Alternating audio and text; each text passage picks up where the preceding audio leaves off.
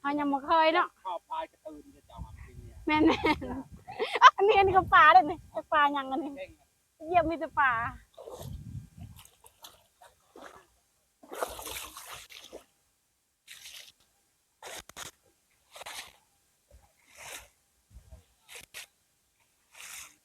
แม่นแม่น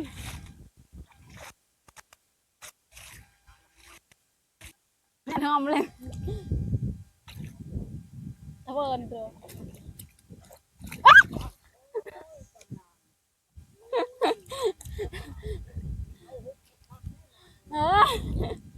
ถึงเปล่าว้าแกตะเชียนตัวแต๋วอะ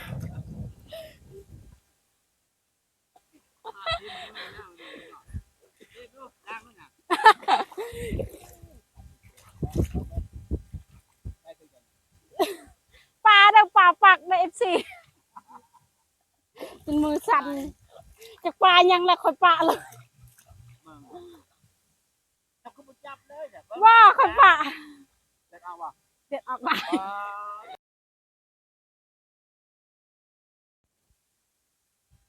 กับสบายดีหรือว่าสวัสดี FC ทั้งไทยทั้งลาวหรือว่าต่างประเทศก็ยินดีเข้าสู่สองมานำพามอนอีกแล้วพี่น้องเมื่อนี้ก็จะไปหาสาวนางดีว่าสาวนางเขาฮดพริกพี่น้องเอ้ยปุ๊เรากำลังฮดพริกอยู่พี่น้องไปถามข่าวอยู่ว่าเป็นจังใดมีคู่ยังมีแฟนแต่บ่หรือว่ายังบ่มีพี่น้องมาถามข่าวว่าโสดที่เก่าหรือว่าจังใดพี่น้องไปบ่ต้องซักซ้ายเสียเวลาเราต้องไปเบิ่งไปชมนำกันไปถามข่าวว่าสาวนางที่มีคำตอบจังใดพี่น้องไปเลยสบายดีสาวนางสบายดีสบายดีไปใช้นางนี่ที่ไปหดส่วนไปฮดสวนบ่แม่นแม่นฮดเป็นเอาน้ำน่ะเอาน้ำนี่เอาน้ำนองน้องนี่ โดยวิญญาณหนักดำทำเขาญาติเขาบ่าวบุมักต้องก็นักคิดมเขาญาติมากนี่แหละแม่นญาติจะเข้าบ่หักเขาก็ต้องทำใจแม่นเรื่องนี้บ่ญาติเบิ่งสิเนาะไอ้ปลาซิวก็หลาย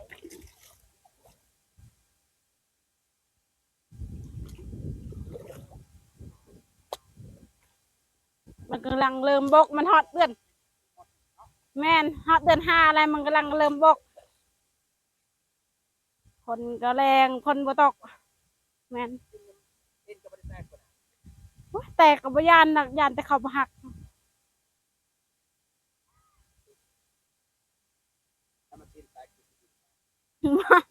แตกสำนีก็ดีแล้วเนาะมันมีเขตเขาเฮาก็บ่อยากไปหาเขตแม่นโดย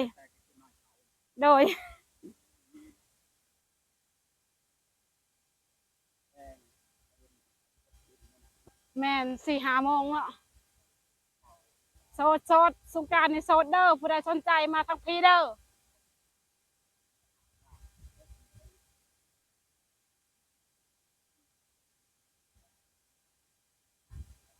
มาหาบน้ำคือตะกี้เฮา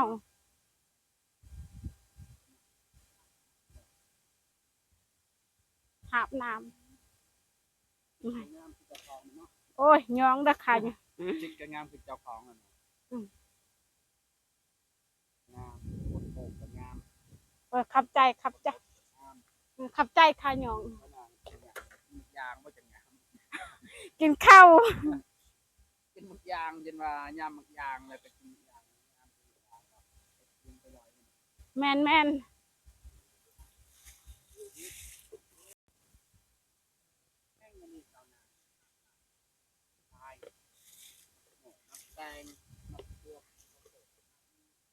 นี่หมักพริกอันนี้เนี่ยหมักพริกโคตรหมักพริกแม่นเพื่อนค่อยแหละเพื่อนก็งามคือเจ้าของเราเอากู้เนาะคายองเราเพื่อนเราก็เลี้ยวจากเบิ่งไกลๆนี่ก็น้อยเพื่อนกันหน่อยคนก็คนโสดอยู่คนเดียวมันต้องไม่ลูกมันน่ะแม่นคนก็กระโตหน่อยเพื่อนก็หน่อยช่วงบ่มีคนเอาแล้วเนาะคิดยังมีคนมาอยู่นำอยู่บ่น่ะอยากมีอยู่แต่บ่มีคนเอาแม่น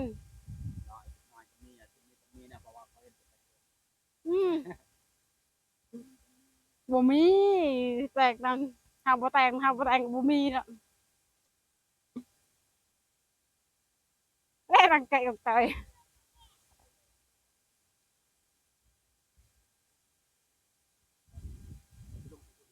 ลองทางนี้อะมันก็มีคนแม่นมันเลิกนะมันเลิกทางคุณมันตื่นโอ้ยยองหาดอกเขียดหั่นแน่เขียดเขาหูนี่ป่านะเขาหูนี่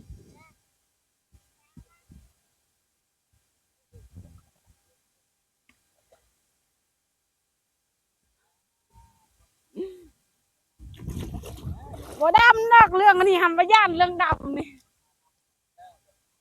หำบ่ย่านหำบ่ย่านเรื่องดำบ่ย่านแต่เขาบ่หักแม่นโอ้ยเรื่องอันนี้เนาะคนมันขาวให้จังไดมันก็ขาวเขาก็ใส่ครีมแม่นโดยแม่นแม่นแม่นแม่นเป็นลูกสาวเดียว เท่าหลาบ่ บ่แม่นลูกสาวเดียวใกล้ที่สองใกล้ ให้เป็นลูกเท่าหลา ผู้หนึ่ง ผู้ใดบ่ น้อง ให้ผู้ใด บ่แม่นเราบ่ได้เสียผู้หนึ่งหันเรากินบ่กินหันเด้ มันบ่ แม่นแม่น เอาจะเป็นประเภทเนาะ แม่น เป็นว่าเป็นเดี๋ยวเราจะ ค่อยเป็นคนไกลแล้วหั่นแหละ ที่สามเนาะ แม่นที่สาม คนเนาะ แม่น ชายสามเนาะ แม่นแม่น ชายสามเดี๋ยวจะเนาะ โดย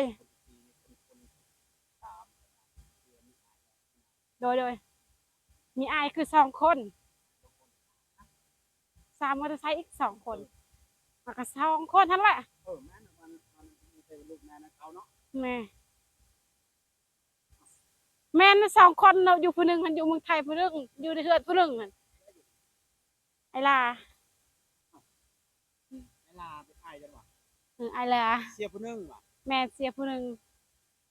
วันนี้อยู่สาม แม่นอยู่สามผู้ชายอยู่สามแม่นอยู่ในเฮือนสองคน สองคนแม่สี่คน สี่ทั้งค่อยนี่แหละ มีชายสามมีเดียวเนาะ แม่นแม่น สามจากคนที่สี่กับผู้ชาย โดยว้ากระดินมันเย็นมันหอน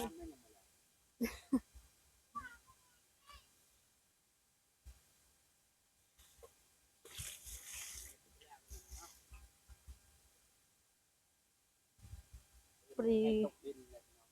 แต่เว้นมันสิไกลสิคำแล้ว ใจคนยังบ่คำบ่ แม่นมันยังเปิดคือเก่า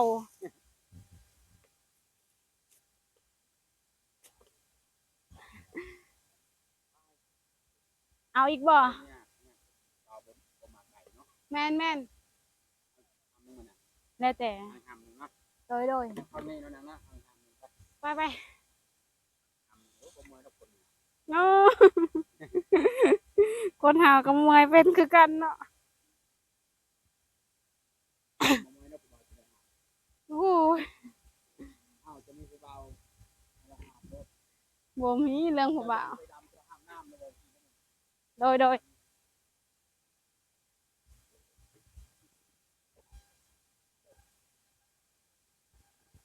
เอง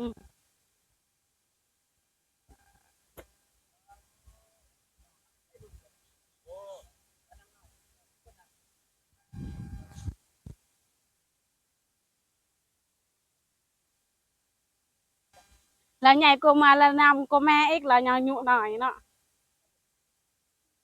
ข้าวคือแม่นั่นน่ะ ขาว ข้าวมันน่ะ พอมันดำแต่แม่มันขาว คือแม่เนาะพอดำบ่ แม่น ป้าคุดโปมันน่ะกดเบิ่งลุงสิเบิ่งกระโปได้บ่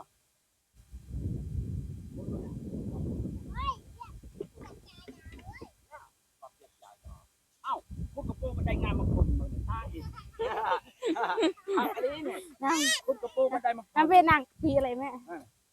นั่นคุดโปได้ไปน้องนั่นโอ้โห โหจักนำละจะโคยังไรวันนี้สิคุดกระปูหน้าเนาะป้าคดินกับแข็งดินเหนียว เนี่ยนั่นเปียกนะ ทันอยู่บ่ สัก บ่ทัน เป็น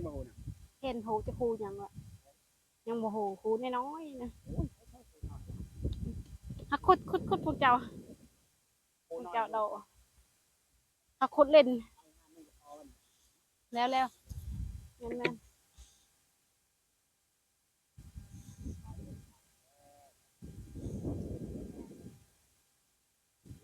โอ้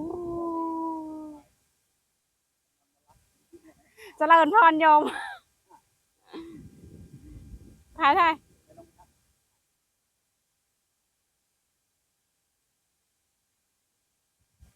าก็งอมเอาเนี่ยต้องสิลองเห่าบ่เคยอยู่ได้เห่าก็ลองเบิ่งก่อนเห่ายังบ่เคยเนาะแม่นๆอันนี้ก็ปลาเลยนี่ปลายังอันนี้เหยียบมีแต่ปลา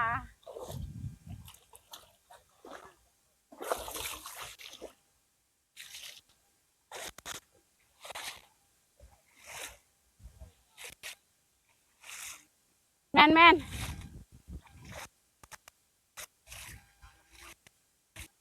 นหอมเลย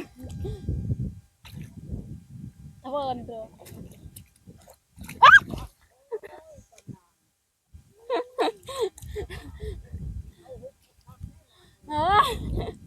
cứng cỏ ba kìa chắc chuyện nó tẻo quá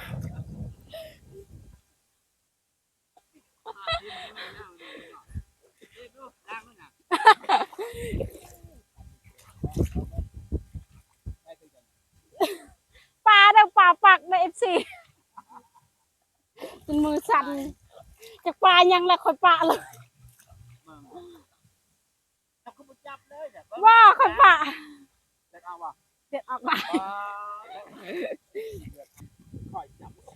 วันนี้ห้ามไม่ได้จับไดห้ามไม่ได้จับมันเทิกอันนี้ค่ะ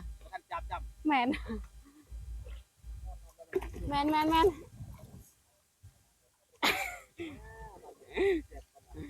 ปลาลายด้วยเหมือนกันเนาะ ป่าอึดเนี่ย ปลาลายนี้เนาะไปเอาเนาะ แมนเลือดลายเลยนะ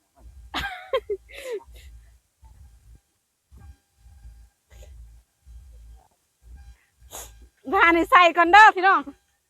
ใช่ยัง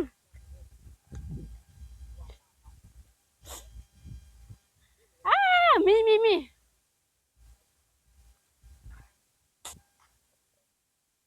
ต้น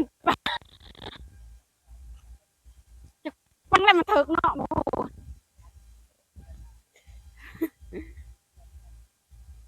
มันอาจจะเศร้ามืออื่นเศร้า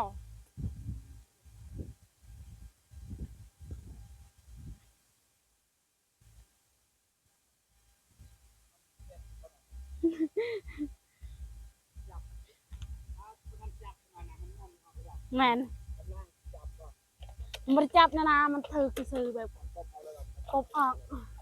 มันแบบน้ำหาฉะเป็นทำไมดีกว่าเดียวอะไรเดียวยืนกันเลย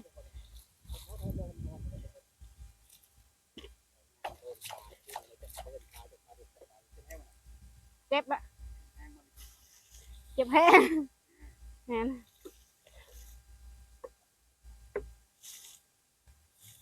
เขาก็สิเศร้าแล้วเนาะชำนี้ปลาปักมือพอแล้วโบไปเด้อ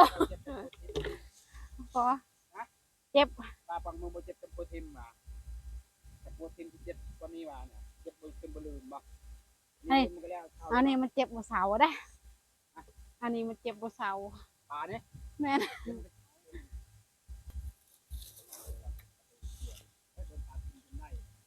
บ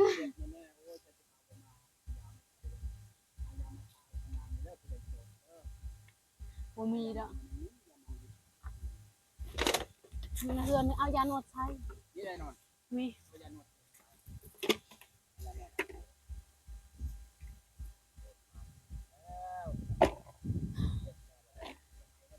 บ่ให้นะ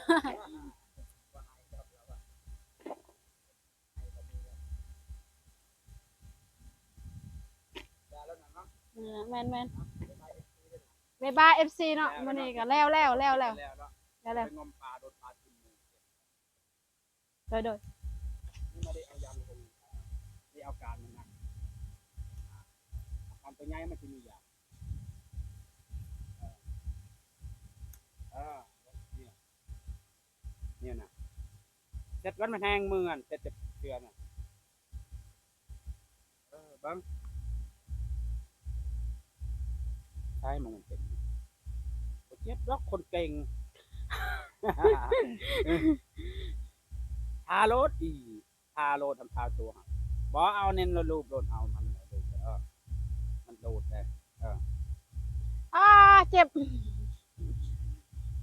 เจ็บดอกคนเก่ง เจ็บ เจ็บปาดทิมเท่านางแล้ววันนี้เจ็บนะเจ็บบ๊ายบาย